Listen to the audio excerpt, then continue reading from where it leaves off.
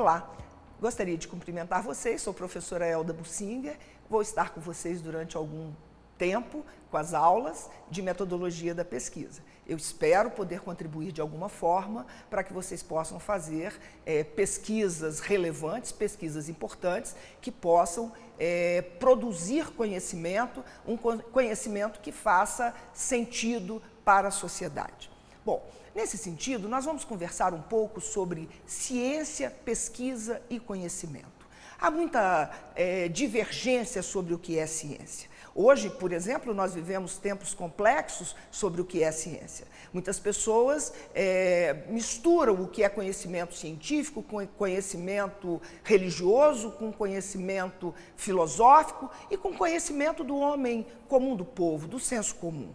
Mas, na realidade, a ciência, para ser um conhecimento científico, para ser produzido, ele depende de alguns pressupostos, ele depende de se submeter a métodos, a técnicas, e ele precisa se submeter, sim, a toda uma linguagem científica que é muito diferente da linguagem do homem comum do povo. Mas essa linguagem também ela é diferente da linguagem que nós usamos no cotidiano no sistema de justiça. Ela é uma linguagem diferente da linguagem que nós usamos numa petição inicial, em um recurso e nas peças jurídicas que fazemos. Essa é a primeira mudança que nós precisamos de ter. Enquanto a linguagem das peças jurídicas é uma linguagem muito adjetivada, na linguagem científica, ela é uma linguagem com alto refinamento conceitual. Cada palavra tem o seu lugar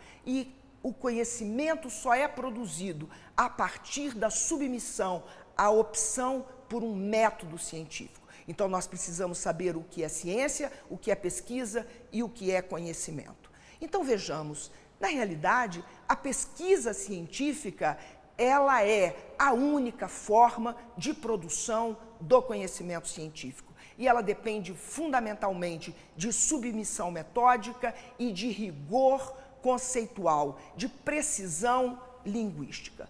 Nós do direito temos, e das ciências sociais, temos às vezes a ideia, no direito especialmente, que pesquisa jurisprudencial é uma pesquisa científica. Não, claro que não. A pesquisa jurisprudencial é uma ferramenta que nós usamos para construir as nossas peças jurídicas, mas jamais podemos dizer que uma pesquisa jurisprudencial é uma pesquisa científica.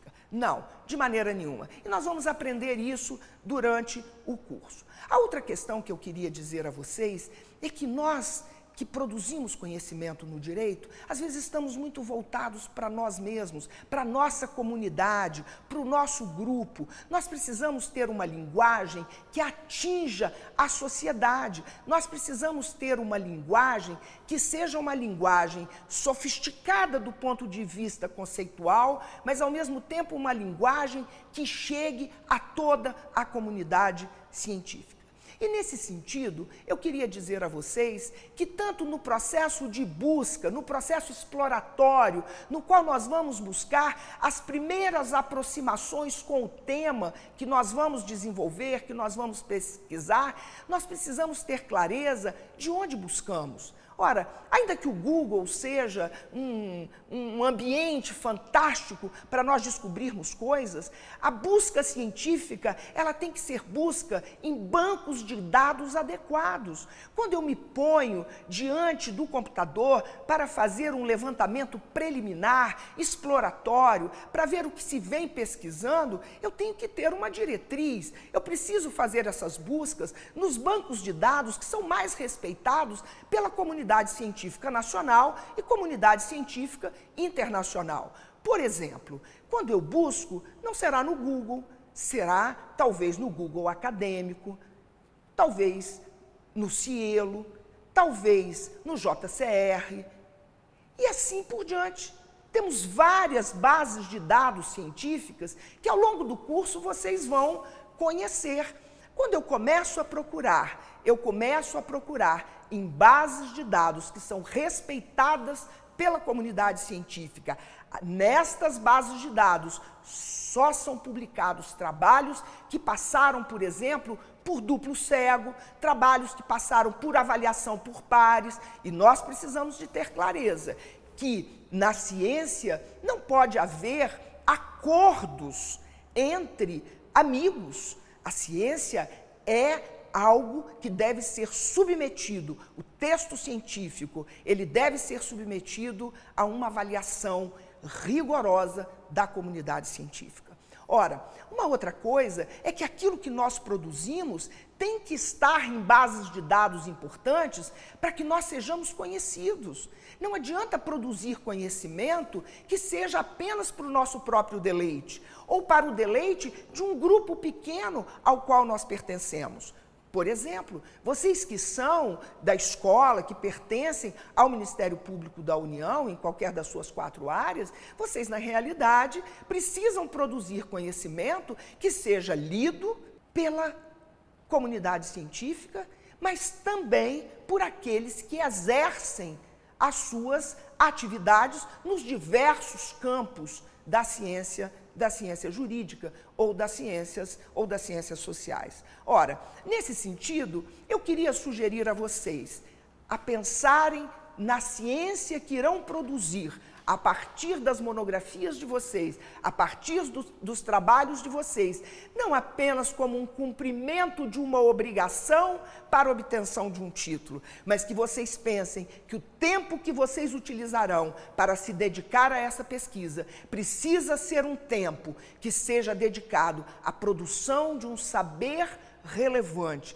que possa fazer sentido para a sociedade, um conhecimento que possa ser avaliado rigorosamente por avaliadores tarimbados, preparados para isso, para que vocês possam, então, conseguir publicações, não apenas em revistas do seu próprio setor, mas revistas não apenas da sua própria instituição de ensino, mas revistas, sim, que sejam abertas, não endógenas e que possam ter uma alta penetração na comunidade acadêmica e na comunidade jurídica de um modo geral. Ora, o que eu estou dizendo para vocês é a importância que o conhecimento científico tem a partir de uma linguagem rigorosa, de alta precisão conceitual, mas também uma linguagem que seja uma linguagem acessível a todos.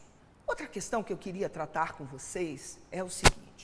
Durante muito tempo, nós achávamos que a quantidade de artigos que nós publicávamos ou de livros que nós publicávamos era o que de fato era relevante. Nós achávamos que o quantitativo de produções era importante. E a CAPES também, a Coordenadoria de Aperfeiçoamento de Pessoal de Ensino Superior, que é responsável pela coordenação da pós-graduação lato sensu e estrito sensu no país, cursos de especialização, mestrado, doutorado, durante muito tempo avaliou fundamentalmente o quantitativo daquilo que nós produzíamos. Quantos artigos, quantos livros, e hoje isso vem num processo paulatino de mudança, de uma avaliação quantitativa, de caráter meramente quantitativo, altamente predatório, porque as pessoas ficavam numa disputa por quem publicava mais. Nós passamos para uma matriz qualitativa. A CAPES hoje vem direcionando suas avaliações, não mais pelo número de artigos, pelo número de livros, pelo número das nossas produções. Claro que isso é altamente relevante, mas nós precisamos focar hoje numa perspectiva qualitativa. Ou seja, a CAPES entende, e nós também pesquisadores entendemos, que muito mais importante do que publicar 5 artigos frágeis é publicar um artigo potente cientificamente. Um artigo que tenha, substancialmente falando, um caráter científico contributivo, um caráter científico inovador. Então, eu queria dizer para vocês o seguinte: mais do que o número de artigos que publicamos, é a qualidade do material e do conhecimento que nós produzimos. Como é que a CAPES avalia a qualidade? Não haveria possibilidade da leitura de tudo que se produz nos cursos de especialização, nos mestrados e doutorados. Isto é avaliado na perspectiva do que nós chamamos hoje de fator de impacto.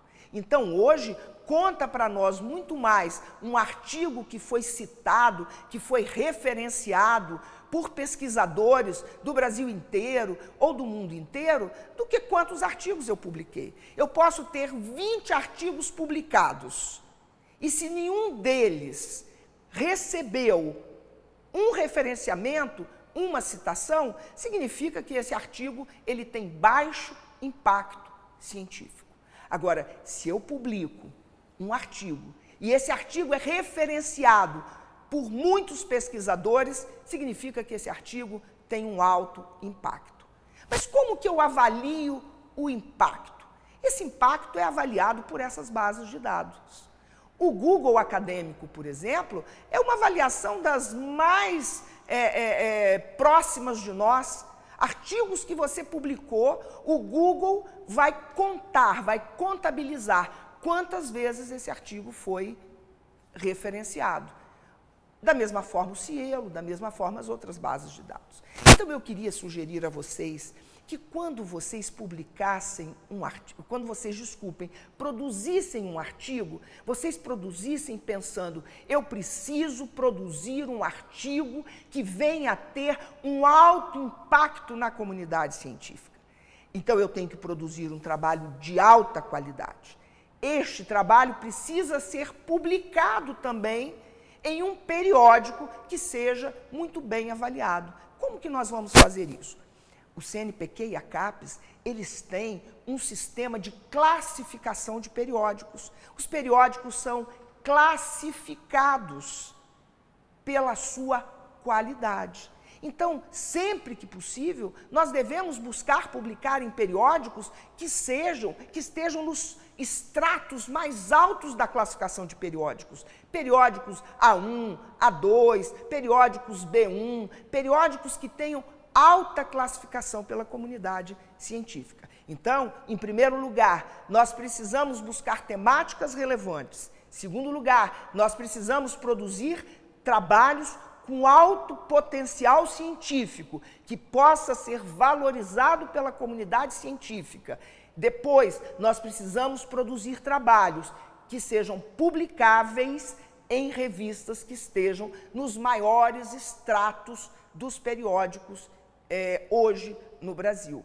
Ora, e publicar em periódicos com altos estratos que estejam em bases de dados que vão poder ter alta penetração na comunidade para que nós possamos ser citados. Fator de impacto significa um trabalho bem produzido, um trabalho publicado numa revista de impacto, numa boa base de dados e um trabalho que seja, de fato, utilizado pela comunidade científica. Agora vejamos, a comunidade científica tem seus códigos.